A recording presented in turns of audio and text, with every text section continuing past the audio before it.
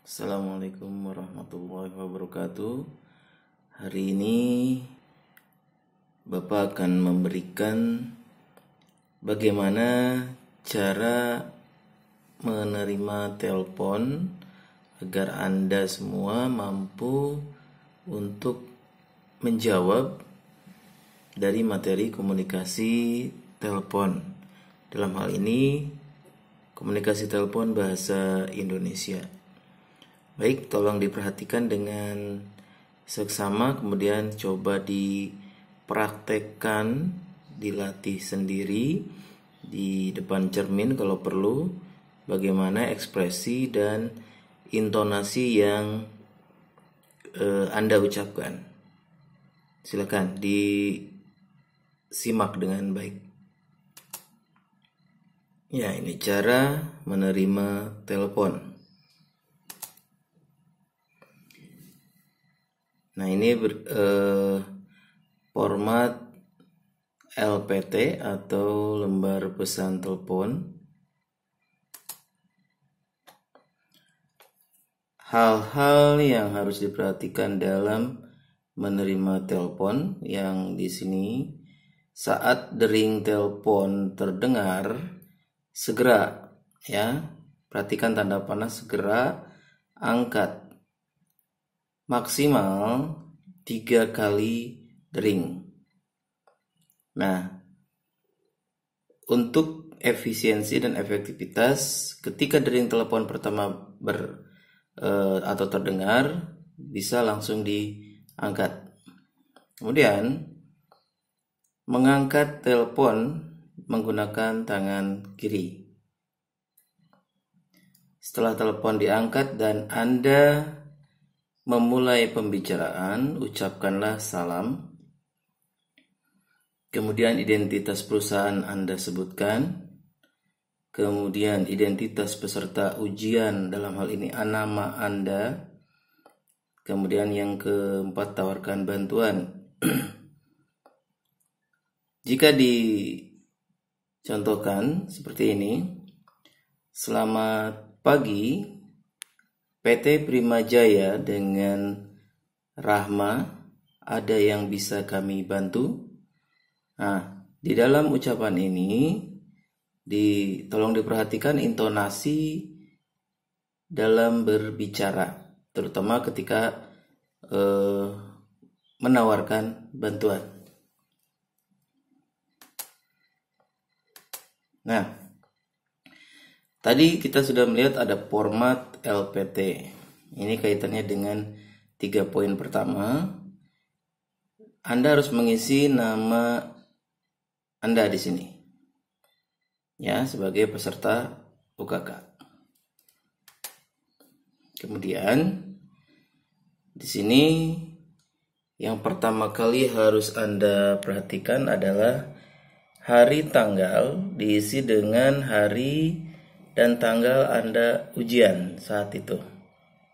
Ya, misalkan hari Senin tanggal 5 April 2021. Ini diisi di sini. Jadi sebelum mulai pembicaraan pun sebenarnya Anda sudah bisa mengisi format ini. Ya, kemudian untuk waktu atau pukul, ini jam saat Anda menerima panggilan telepon masuk. Jadi dilihat dari penguji itu menelepon jam berapa Anda menerima telepon itu. Oleh karena itu dipersiapkan jamnya. Kalau kesulitan berarti di pojok kanan bawah komputer di sini biasanya ada waktu. Ya. Kemudian untuk ditujukan kepada siapa? Karena tadi Anda sudah menawarkan bantuan, maka biasanya yang ditawarkan bantuan itu akan menyampaikan tujuannya, mau berbicara dengan siapa. Dan dibiasakan ini pasti ditujukan kepada seseorang yang memiliki jabatan. Kemudian di bagian ini posisi atau jabatan orang tertentu yang dituju atau departemen mana, misalkan departemen keuangan atau bagian keuangan, departemen HRD atau bagian kepegawaian dan seterusnya. Ya, itu penjelasan dari yang ini. Nah, ini nih, ya. Jadi ketika sudah ada tawaran, maka pengisian data itu seperti tadi.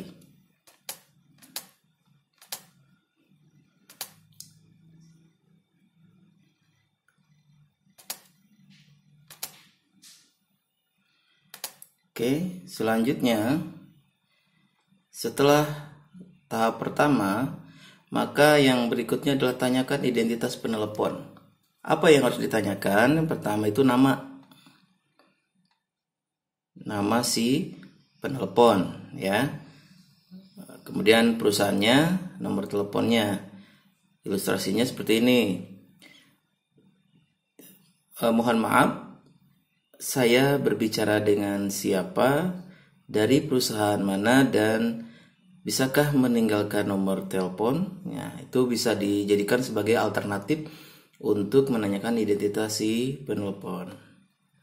Kemudian sampaikan pimpinan tidak bisa dihubungi dengan alasan yang masuk akal. Misalkan, mohon maaf Bapak pimpinan atau Ibu pimpinan hari ini tidak bisa menerima telepon Anda dikarenakan beliau sedang ada rapat penting dan tidak bisa diganggu. Mohon meninggalkan pesan. Nah, ini meminta untuk meninggalkan pesan untuk pimpinan. Nah, saat penawaran mohon meninggalkan pesan untuk pimpinan, misalkan si penelepon menyampaikan atau meninggalkan pesannya, maka ketika beliau atau penelepon tadi menyampaikan pesannya, segera menulis pesan tersebut pada lembar pesan telepon. Ya. Gitu ya. Kemudian menyampaikan bahwa pesan sudah dicatat dan akan mengulang kembali isi pesan tersebut. Seperti ini misalkan, baik Ibu atau baik Bapak, pesan Bapak atau pesan Ibu sudah kami catat. Saya akan mengulangi kembali pesan yang Ibu sampaikan.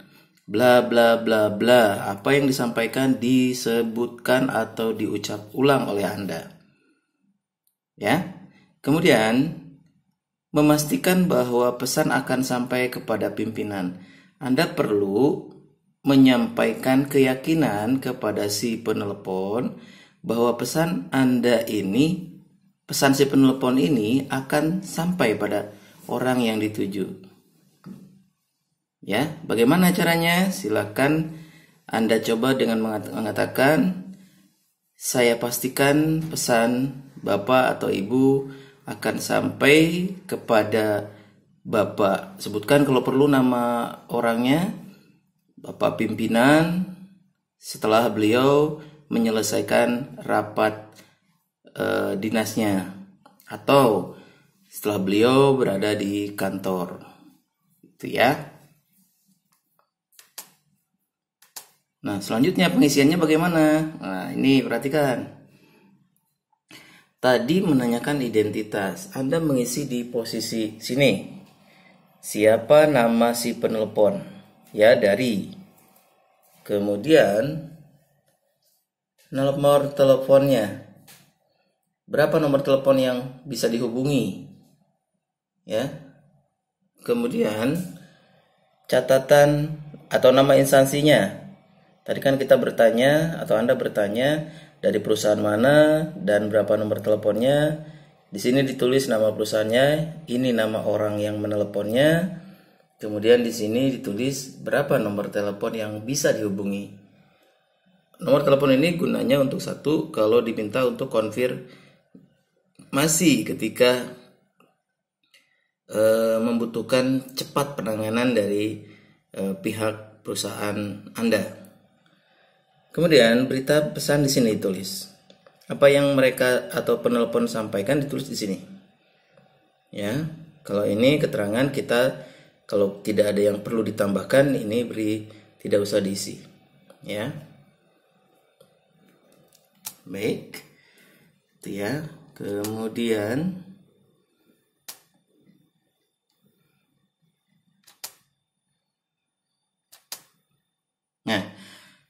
yang berikutnya menanyakan kembali jika masih ada pesan yang akan disampaikan lagi. Jadi jangan setelah Anda mengkonfirmasi pesan tadi Anda langsung tutup. Tidak, silakan Anda mengulang kembali untuk menyampaikan apakah masih ada pesan yang mungkin terlupakan ketika melakukan telepon pertama. Misalkan, baik Ibu atau baik Bapak, mungkin atau adakah pesan lain yang mau disampaikan kembali atau mau ditinggalkan kembali? Itu perlu ditanyakan.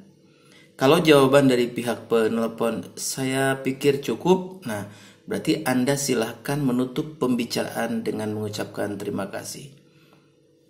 Baik, terima kasih Bapak sudah menghubungi kami. Selamat siang, selamat sore, selamat malam. Nah, ketika menutup pembicaraan ini, tolong tidak terlebih dahulu meletakkan gagang pesawat telepon. Biarkan si penelpon yang di seberang sana menutup terlebih dahulu. Misalkan kalau telepon sudah terdengar truk ya, atau terdengar suara nut nut nut, itu menandakan bahwa telepon di seberang sana sudah ditutup. Barulah Anda silahkan meletakkan gagang pesawat telepon.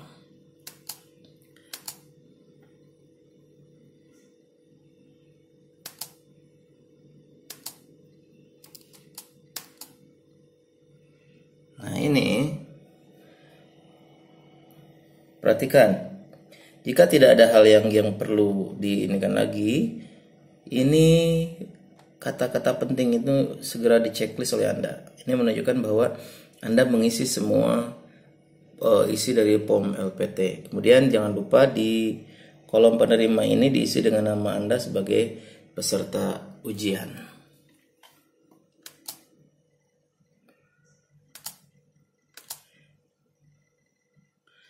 Baik, sebelum saya tutup, tolong diingatkan, jangan pernah mengucapkan kata halo ketika mengawali pembicaraan pada saat menerima telepon.